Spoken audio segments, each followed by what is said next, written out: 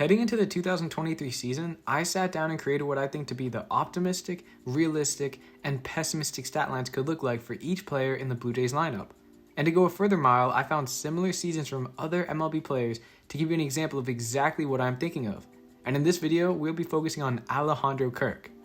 To start, I think Kirk's optimistic outlook is Jean Segura's 2016 season, where he hit 21 home runs, had an average of 319, an OBP of 368, and a slugging of 499 for an 867 OPS and a 5.50 WAR. Think back to the spring of 2022. The Jays had Springer, Bichette, Vlad, Teoscar, Chapman, Lourdes, and yet Alejandro Kirk was in the 4th spot more than anyone else.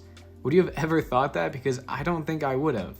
Yes, Kirk was always reliable and produced very respectable numbers for a catcher, but Kirk turned it up a notch, especially in the first half of last season. During that time, he played in 83 games, hitting 11 home runs, walking more than he struck out, and produced an incredible 882 OPS and 150 OPS plus. These are great numbers, and stacked up against some of the best players in the American League. Take a look at these first half comparisons. He wasn't just one of the best catchers in baseball, he was one of the best batters, period. And unfortunately, his final 2022 stat line doesn't reflect what he can do on a diamond.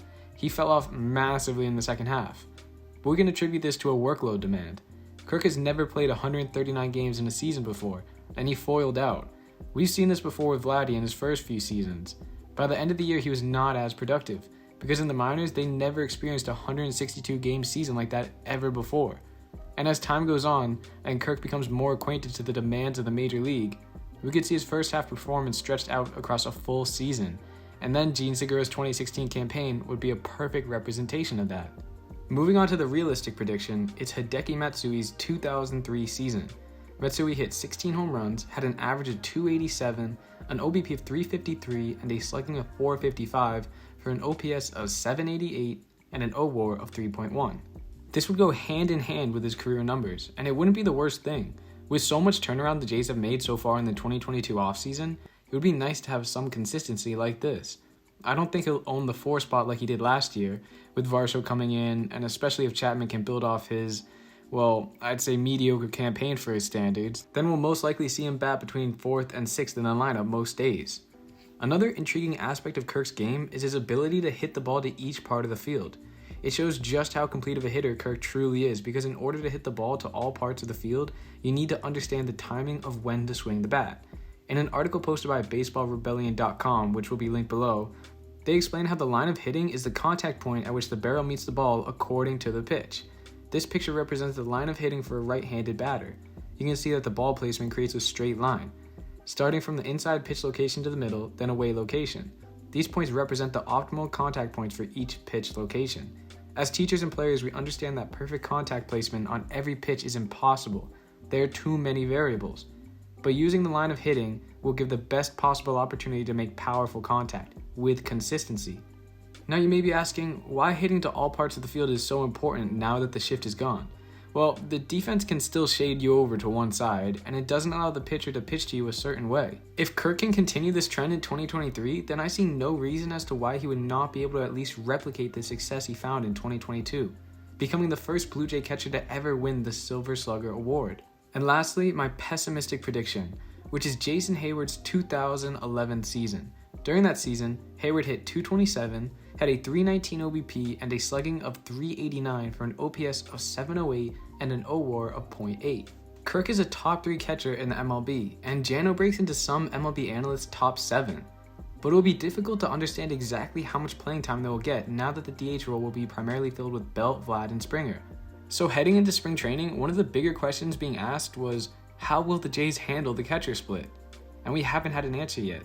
Kirk is yet to appear in spring training, and Jano hasn't been killing it. Of course, spring training numbers really don't matter for these two.